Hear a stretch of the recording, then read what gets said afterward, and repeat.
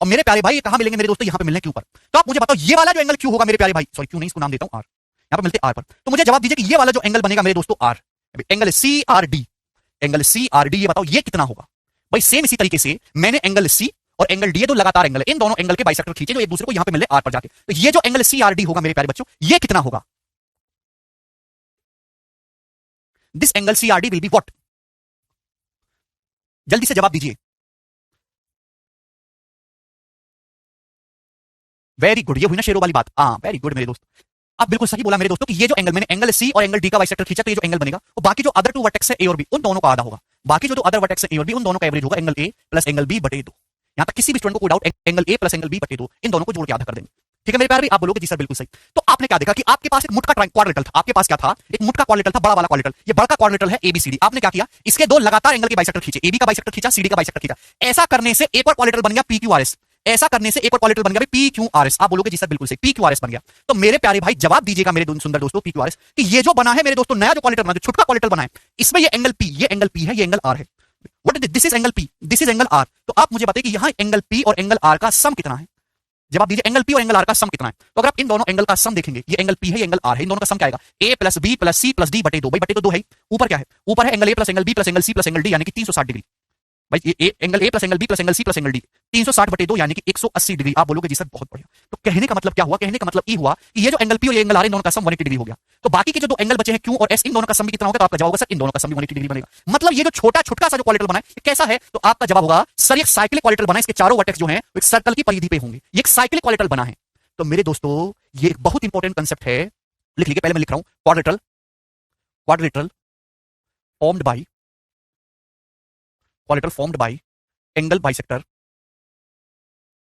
Angle bisectors of an another quadrilateral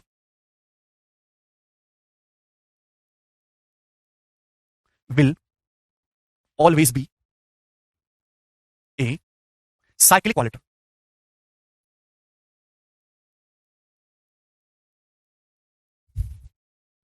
बिल्कुल, आप लोग जो बात सोच रहे हो अपने मन में एकदम ठीक है, अंदर हमेशा साइक्लिक क्वाड्रिलेटरल ही बनेगा। क्वाड्रिलेटरल को शॉर्ट में लिखना हो तो ऐसे लिख देते हैं क्वाड्रिलेटरल, मतलब दुनिया में कैसा भी क्वाड्रिलेटरल हो, दुनिया का कैसा भी चतुर्भुज हो, अगर आप उसके चारों एंगल के बाइसेक्टर खींचेंगे तो जो छोटा क्वाड्रिलेटरल बनेगा वो हमेशा ही एक चक्रीय चतुर्भुज होगा।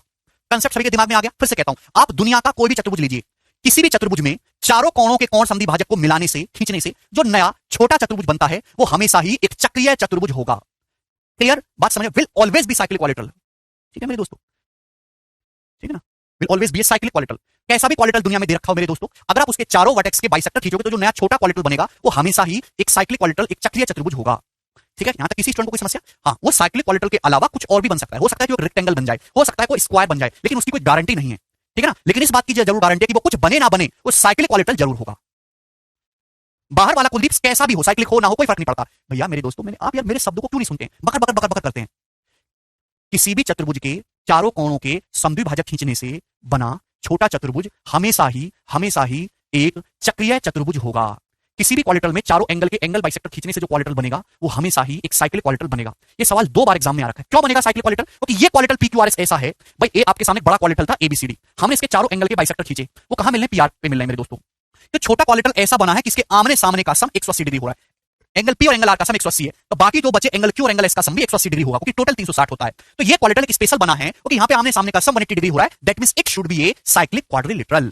ठीक है, क्या इसमें कोई समस्या? अरे भैया कितना परेशान करते हो भाई तुम एक छोटी सी बात को। अगर तुम्हारी जगह 9वीं क्लास के फ्रेश बच्चों को पढ़ाऊं ना मैं, तो वो समझ जाएगा इस बात को इतनी देर में। पढ़ाई की फील्ड में तो कुछ होने वाला है नहीं, आपके दिमाग में जो है बिल्कुल खत्म आदमी हो, बिल्कुल पढ़ाई लिखाई में सड़ी बुद्धि हो चुकी हो यार बिल्कुल। तो एक बार इस बात को समझने में इतना टाइम लगता है क्या? कैसे फिर सिलेबस पूरा करोगे? कैसे नौकरी लोगे? आदमियों के जानवर हो। 4-4 बार हिंदी में बोल रहा हूं।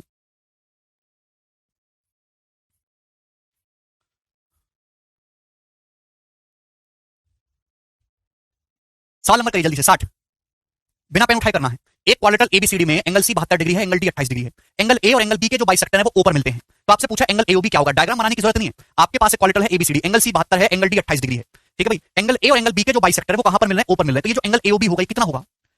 सी 72 डी 28। आपने क्या किया? एंगल ए का और एंगल बी का बाइसेक्टर खींचा है, ए बी के बाइसेक्टर ओ पे मिलने, तो जो एंगल एओबी होगा, ये जो बाकी दोनों जो एंगल है सी और डी, इन दोनों का एवरेज होगा, इन दोनों को जोड़ के आधा करना है। 72 प्लस 28 100 का आधा 50 डिग्री सवाल का आंसर है। ऐसा सवाल लगातार 3 साल से पेपर में आ रहा है। ठीक है, अगला सवाल करिए। सवाल आपके सामने है 61 नंबर। क्वाड्रिलेटरल एबीसीडी में, चतुर्भुज एबीसीडी में एंगल ए और एंगल बी के जो समद्वि भाजक है वो बिंदु ओ पर मिलते हैं। Bisector of angle A and angle B meet at point O. If angle AOB 64, यदि एंगल एओबी 64 है तो angle C plus angle D कितना होगा? एओबी अगर 64 है तो ये जो 64 डिग्री है इन दोनों का एवरेज होगा, angle C plus angle D का आधा होगा, तो angle C plus angle D 64 का डबल यानी कि 128 डिग्री होगा। ऑप्शन नंबर ए करेक्ट है। ये सवाल प्री और मेंस दोनों में आया हुआ है, ठीक है। इस सवाल में कुछ भी नहीं है भाई, आप कैसा भी क्वाड्रिलेटरल बना दो मुंह उठा के, कोई भी जो आपको पसंद आता हो एबीसीडी। सवाल में ये बोला गया है कि ए और बी के जो बाइसेक्टर हैं वो ओ पे मिलते हैं, और ये एंगल मेरे दोस्तों 64 है, तो सी और डी क्या होगा? तो जो एंगल 64 है, ये जो 64 डिग्री है एंगल सी और डी का एवरेज होगा, तो सी प्लस डी 64 का डबल 128 डिग्री नहीं हो जाएगा दोस्त? अगला करिए, ये बताइए सवाल नंबर 62 करो जल्दी से, 3 सेकंड का समय है आपके पास।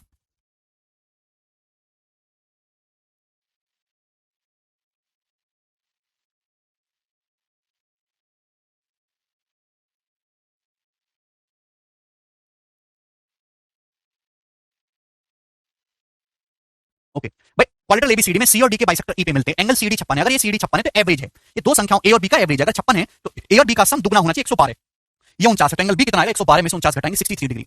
अब देखिए एवरेज का मतलब होता है बीच की संख्या, एवरेज का मतलब औसत, औसत का मतलब बीच की संख्या। जैसे मैं आपसे कहूं 5 और 11 का एवरेज क्या है? दो संख्याओं का एवरेज क्या है? तो आपका जवाब होगा सर जी जोड़ के आधा कर दो, 5 और 11 16, 16 का आधा 8 ही होता है एवरेज, 5 प्लस 11 बटे 2, तो एवरेज जो होता है वो बिल्कुल बीचों बीच होता है। देखिए 8 से 5 कितना कम है? 3 कम है, तो 8 से 11 कितना ज्यादा है? 3 ज्यादा है, तो बिल्कुल बीचों बीच होता है एवरेज, औसत।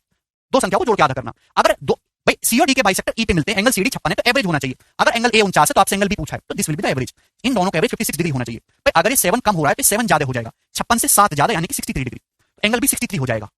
प्रदीप 56 का डबल 112, बात समझ में आ गई? यहां तक किसी को कोई समस्या? दो संख्याओं का 5 और 11 का एवरेज 8 है, तो एवरेज का दुगना 8 का दुगना 16 बराबर 5 प्लस 11 नहीं होगा? ये लॉजिकली आप क्यों नहीं समझते हो यार? केवल ज्योमेट्री नहीं लगती है, थोड़ा बहुत एवरेज भी लगता है। आगे चलिए अगले सवाल की तरफ। सवाल है आपके सामने 63 नंबर, जवाब दीजिएगा मेरे दोस्तों, बहुत प्यारा सवाल है। जो बच्चा इस सवाल को करके बताएगा उसकी 3 नौकरी लगेंगी। करो। हाँ अनुराग,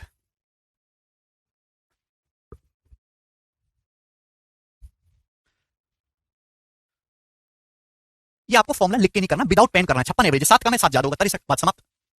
आगे चलिए, लिख लिख के करने वाली आदत भूल जाओ, आपकी नौकरी खा जाएगी। लिख लिख के करने वाली आदत, गधे करते हैं ऐसे। अगला सवाल बनाइए, सवाल नंबर 63। प्रदीप कह रहा है यूपीएससी और एसएससी सीजीएल में कौन सा ईजी है?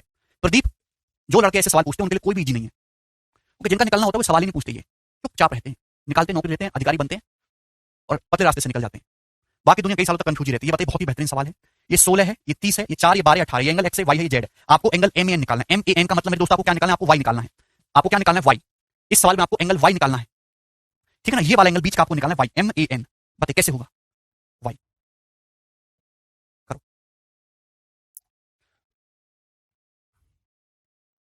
दोस्तों। क्या इस सवाल में आपको कुछ पता लग रहा है? यहां पे मेरे दोस्तों आपके सामने ट्रायंगल दिया, उसमें साइड्स का मेजरमेंट दिया। क्या इस ट्रायंगल को देख के आपके दिमाग में किसी प्रकार की भी कोई घंटी बज रही है? एनी स्टूडेंट, किसी भी विद्यार्थी को इस सवाल को देख के दिमाग में एक भी प्रकार की घंटी बजी है? एक भी प्रकार की घंटी?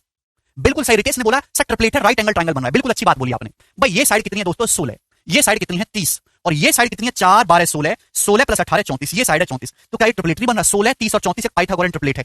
8 15 17 का दुगना, 8 15 17 का दुगना है मेरे दोस्तों 7, 8 15 17 का दुगना 16 30 34, तो ये राइट एंगल ट्रायंगल है, एक समकोण त्रिभुज है। अब बात समझ में आई? और ये 34 होगा हाइपोटेनस, तो 34 के सामने ये वाला जो एंगल है, एंगल ए 90 डिग्री का होगा। यानी कि मेरे दोस्तों मैं यहां से कह सकता हूं, अगर आपसे एंगल बीएसी पूछा जाएगा तो आप 90 डिग्री बताओगे, because it's clear cut triplet.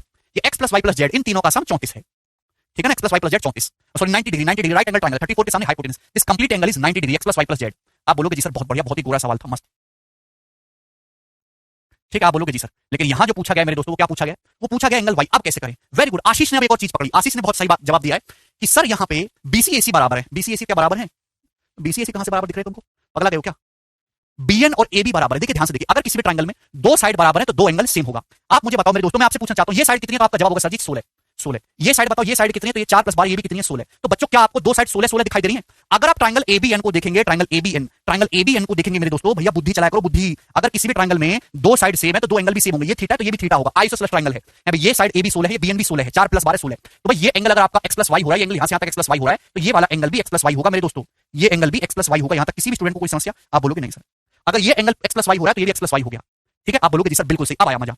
अब क्या कहोगे? देखा बेटा ये 30 है और 12 प्लस 18 ये भी 30 है। अगर थोड़ी बुद्धि लगाओ और बुद्धि का इस्तेमाल करो तो आप कहोगे कि सर ये वाली जो साइड है, सर ये वाली जो साइड है, ये वाली साइड है 30, और ये वाली साइड भी 12 प्लस 18 ये भी 30 हो रहा है, तो ये भी आइसोसेलेस ट्रायंगल समद्विबाहु त्रिभुज है। ये भी आइसोसेलेस ट्रायंगल समद्विबाहु त्रिभुज है। आप बोलोगे जी सर। तो अगर दोस्तों आप ट्रायंगल एएमसी को देखोगे, ट्रायंगल एएमसी